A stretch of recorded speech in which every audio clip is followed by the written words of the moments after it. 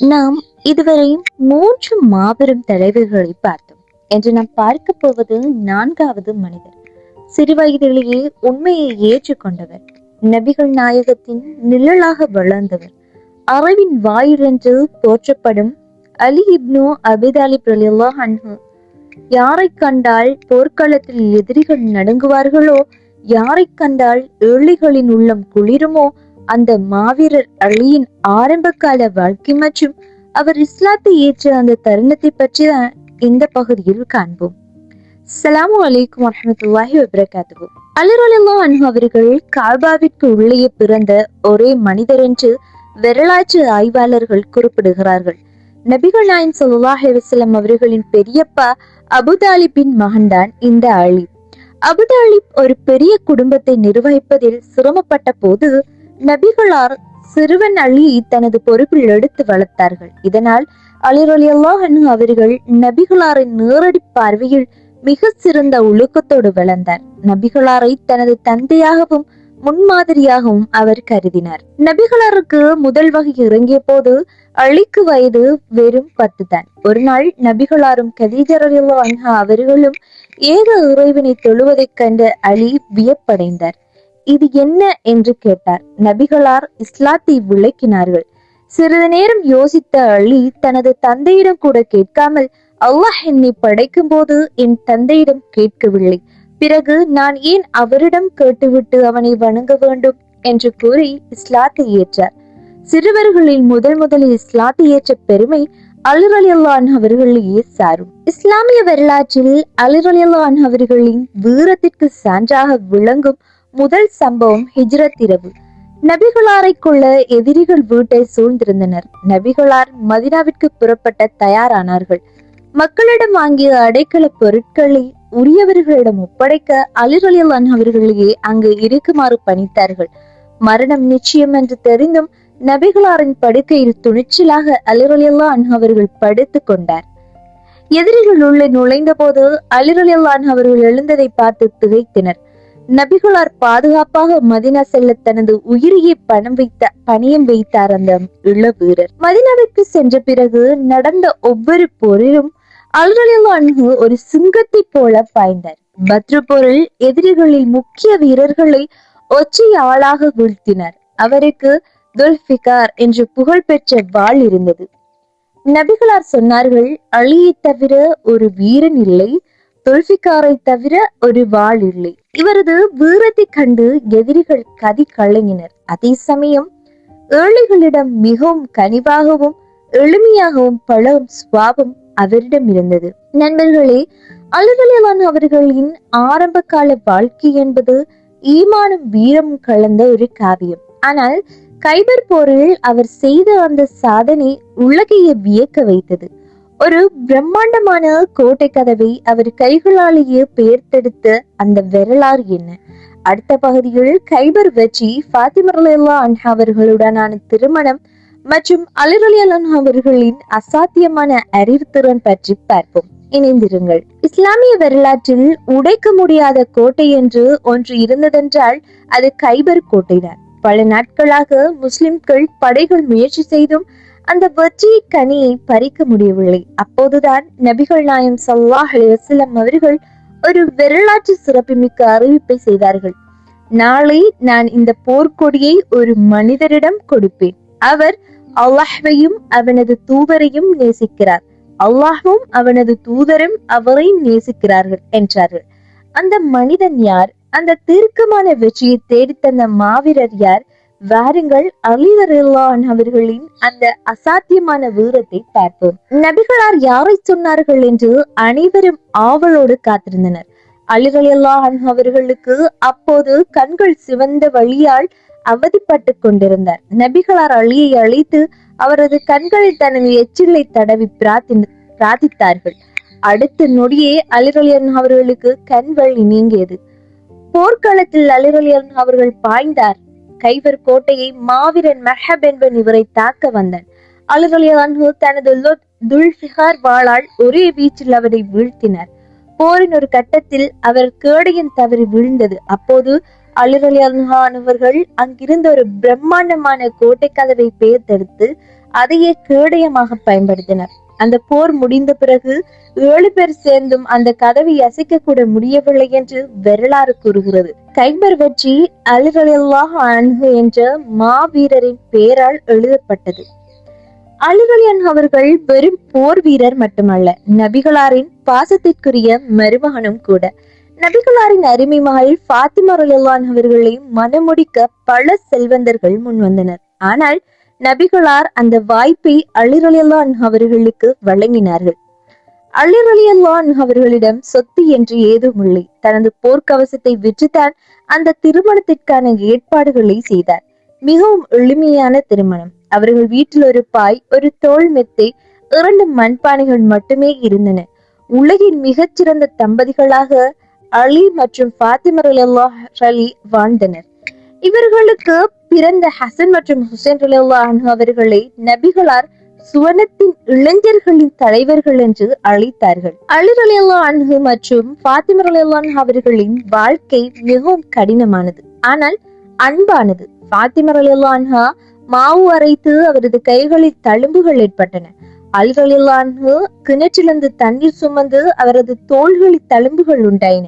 ஒருமுறை அவர்கள் வேலைக்கு ஒரு ஆள் கேட்டு நபிகளாரிடம் சென்றனர். ஆனால் நபிகளார் அவர்களுக்கு உலக பொருட்களை விட மேலான ஒரு ரகசியத்தை சொல்லிக் கொடுத்தார்கள். அதுதான் சுப்ஹான் அல்லாஹ், அல்ஹம்துலில்லாஹ், அல்லாஹு அக்பர். இதுவே இன்று நாம் ஓதும் தஸ்பீஹ் ஃபாத்திமா. எந்த சூழ்நிலையிலும் அலி ரலியல்லாஹு அன்ஹு இறைவனுக்கு நன்றி செலுத்துவதை மறந்ததில்லை. நபிகள் நாயகம் ஸல்லல்லாஹு அலைஹி வஸல்லம் அவர்கள் சொன்னார்கள், நான் அறிவின் நகரம் என்றால் அலி அதன் வாயில். சிக்கலான சட்ட சிக்கல்கள், கணித புதிர்கள் என எதற்கும் அலி ரலி நொடியில் விடை தருவார். ஒருமுறை ஒரு பெண்மணிக்கு 2 குழந்தைகள் பிறந்தன. சொத்து பிரிப்பில் ஒரு குழப்பம் ஏற்பட்டது. அலி ரலியல்லாஹு அன்ஹு மிகவும் தத்ரூபமாக பால் அடர்த்தியை கொண்டு யார் யாருக்கு எந்த குழந்தை என்று நிரூபித்து காட்டினார். உமர் ரலியல்லாஹு அன்ஹு அவர்கள் அடிக்கடி சொல்வார், அலி இல்லை என்றால் உமர் அழிந்திருப்பார். அந்த அளவுக்கு தெளிவான ஞானம் அவரிடம் இருந்தது. நண்பர்களே, அலி ரலியல்லாஹு அன்ஹு அவர்களின் வீரமும் அறிவும் ஒரு பக்கம் இருக்க, அவர் ஒரு ஆட்சியாளராக பொறுப்பேற்ற போது உலகம் ஒரு இக்கட்டான நிலையில் இருந்தது. உஸ்மான் ரலியல்லாஹு அன்ஹு அவர்களின் மறைவுக்கு பின் பெரும் குழப்பங்களுக்கு மத்தியில் அவர் எப்படி ஆட்சியை வழி நடத்தினார்? அடுத்த பகுதியில் அலி ரலியல்லாஹு அன்ஹு அவர்களின் ஆட்சி காலம், உள்நாட்டு போர்கள் மற்றும் அவர் காட்டிய அசாத்தியமான பொறுமை பற்றி பார்ப்போம். இந்த தொடரை தவறவிடாமல் பார்க்க இப்போதே சப்ஸ்கிரைப் செய்யுங்கள். இஸ்லாமிய வரலாறு ஒரு மாபெரும் நெருக்கடியை சந்தித்துக் கொண்டிருந்த காலம். 3வது கலீஃபா உஸ்மான் ரலியல்லாஹு அன்ஹு அவர்கள் ஷஹீத் ஆக்கப்பட்ட பிறகு மதீனா ஒரு தலைமை இல்லாமல் தவித்தது. குழப்பவாதிகள் நகரத்தை சூழ்ந்திருந்தனர். மக்கள் அலி ரலியல்லாஹு அன்ஹு அவர்களிடம் ஓடி வந்து தலைமை பொறுப்பை ஏற்றுக்கொள்ளுங்கள் என்று கெஞ்சினார்கள். முதலில் மறுத்த அலி ரலியல்லாஹு அன்ஹு பிறகு மார்க்கத்தின் பாதுகாப்பிற்காக அந்த முள் கிரீடத்தை சுமக்க சம்மதித்தார். ஆனால் அவர் அமர்ந்த அரியணை அதிகாரத்திற்காக அல்ல, அது தியாகத்திற்காக இருந்தது. இன்று நாம் பார்க்க போவது அலி ரலியல்லாஹு அன்ஹு அவர்களின் அந்த சோதனையான ஆட்சி காலம் பற்றித்தான். ஹிஜ்ரி 35ஆம் ஆண்டு துல்ஹஜ் மாதம் அலி ரலியல்லாஹு அன்ஹு 4வது கலீஃபாவாக பொறுப்பேற்றார். அவர் பதவியேற்ற போது சொன்ன வார்த்தைகள் இன்றும் நம்மை மெய்சிலிருக்க வைக்கும். மக்களே, நான் உங்களில் சிறந்தவன் அல்ல, ஆனால் இப்போது ஏற்பட்டுள்ள குழப்பங்களை தீர்க்க உங்கள் ஒத்துழைப்பு எனக்கு தேவை என்றார். அவர் பொறுப்பேற்ற போதே நாடு முழுவதும் போராட்டங்களும் வதந்திகளும் பரவி இருந்தன. ஒரு புறம் உஸ்மான் ரலியல்லாஹு அன்ஹு அவர்களின் கொலையாளிகளை பழிவாங்க வேண்டும் என்ற கோரிக்கை, மறுபுறம் அரசின் நிர்வாகத்தை சீர் செய்ய வேண்டிய கட்டாயம். அலி ரலியல்லாஹு அன்ஹு அவர்கள் எதற்கும் அஞ்சாமல் நீதியை நிலைநாட்ட புறப்பட்டார். நிர்வாக வசதிக்காகவும் சாம்ராஜ்யத்தின் மைய பகுதியிலிருந்து ஆட்சியை வழிநடத்தவும் அலி ரலியல்லாஹு அன்ஹு அவர்கள் ஒரு அதிரடி முடிவை எடுத்தார். அதுவரை இஸ்லாமிய உலகின் இதயமாக இருந்த மதீனாவிலிருந்து தலைநகரத்தை ஈராக்கில் உள்ள கூஃபா நகரத்திற்கு மாற்றினார். அங்கே அதிகப்படியான போர் வீரர்கள் மற்றும் ஆதரவாளர்கள் இருந்ததால் குழப்பங்களை ஒடுக்க இது உதவும் என்று அவர் கருதினார். ஆனால் மதீனாவின் அமைதியை விட்டுவிட்டு ஒரு போர்க்களத்தை நோக்கி செல்வது போன்ற அந்த மாற்றம் இருந்தது. அலி ரலியல்லாஹு அன்ஹு அவர்கள் ஒரு எளிய வீரராகவே கூஃபா நகரில் வாழ்ந்து வந்தார். அவர்களின் ஆட்சியில் நடந்த முதல் பெரிய சோதனை ஜமல் போர். இது முஸ்லிம்களுக்கு இடையிலேயே நடந்த ஒரு துரதிர்ஷ்டவசமான போர். உஸ்மான் அலியான் அவர்களின் கொலையாளிகளை உடனடியாக தண்டிப்பதில் ஏற்பட்ட கருத்து வேறுபாடுகளே இந்த போருக்கு காரணமாக அமைந்தது. இருதரப்பிலும் இருந்த சில நயவஞ்சர்கள் போரை மூட்டிவிட்டனர். அலி அன்ஹு இந்த போரை தவிர்க்க எவ்வளவோ முயன்றார். போர்க்களத்தில் அலி அன்ஹு எதிர்த்தரப்பில் இருந்த தனது நண்பர்களிடம் அழுது கொண்டே அமைதி பேச்சுவார்த்தை நடத்தினார்கள். இறுதியில் வெற்றி கிடைத்தாலும் அலி அன்ஹு அவர்கள் மகிழ்ச்சி அடையவில்லை.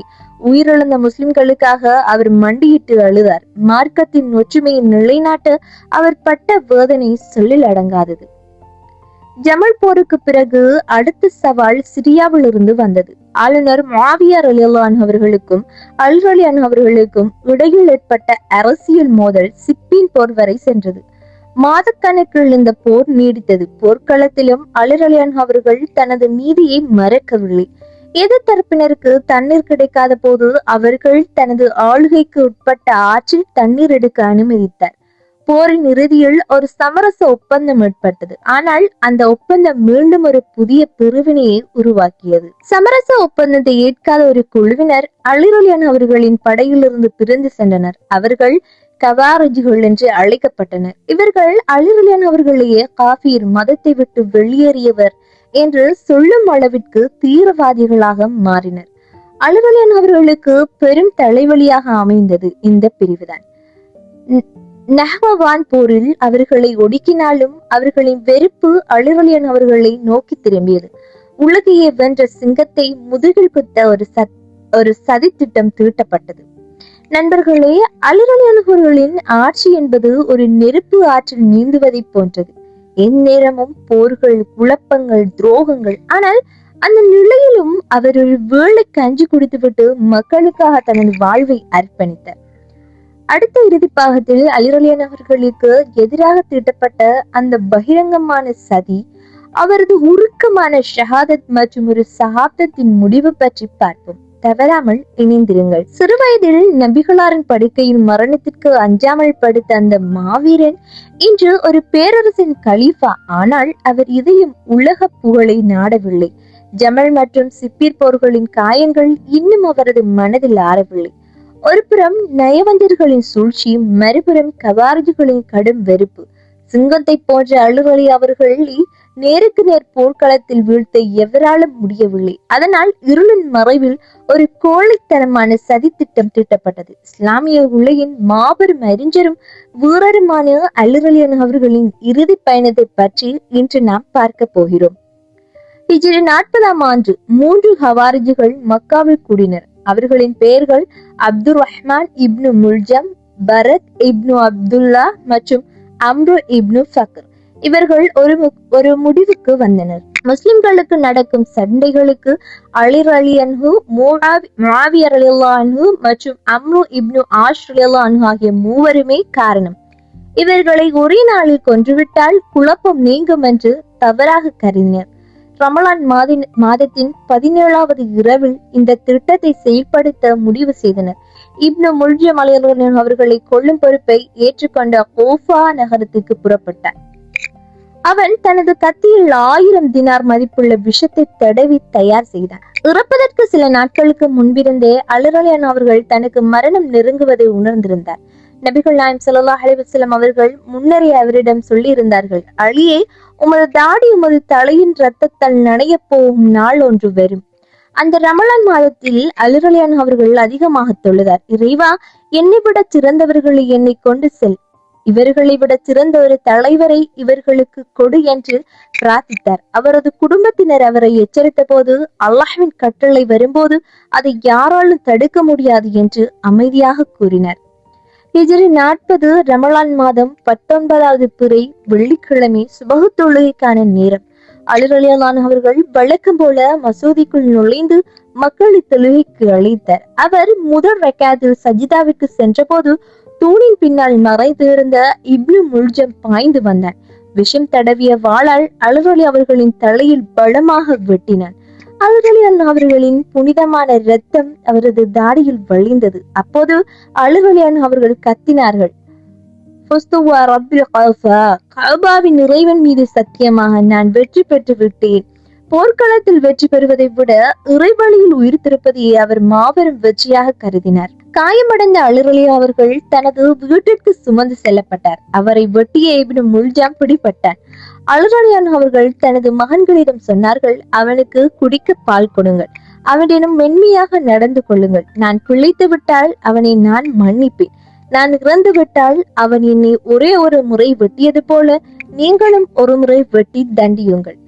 மரண படுக்கையிலும் அவர் நீதியை மறக்கவில்லை. தனது மகன்களுக்கு அவர் செய்த இறுதி உபதேசம் உருக்கமானது. ஏழைகளை கவனியுங்கள், அனாதைகளை நேசியுங்கள், மார்க்கத்தின் மீது உறுதியாக இருங்கள். 3 நாட்களுக்கு பிறகு அந்த மாவீரர் தனது 63வது வயதில் இறைவனடி சேர்ந்தார்.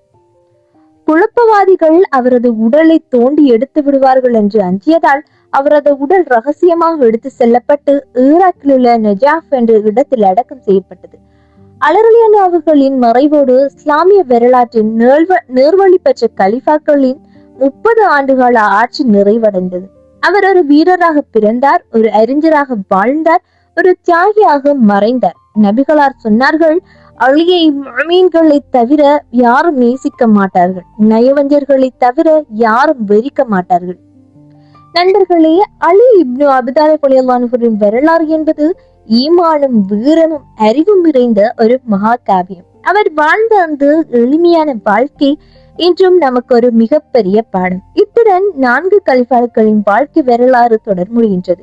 இந்த 16 பாட் உங்கள் வாழ்க்கையில் ஏதேனும் ஒரு தாக்கத்தை ஏற்படுத்தியிருக்கும் என்று நம்புகிறேன். அடுத்ததாக நீங்கள் எந்த வரலாற்று நாயகரின் கதையை எதிர்பார்க்கிறீர்கள்? கமெண்ட் செய்யுங்கள். உங்களின் மேலான ஆதரவிற்கு மிக்க நன்றி. மீண்டும் ஒரு புதிய தொடரில் சந்திப்போம். அஸ்ஸலாமு அலைக்கும் வரஹ்மத்துல்லாஹி வபரகாத்துஹு.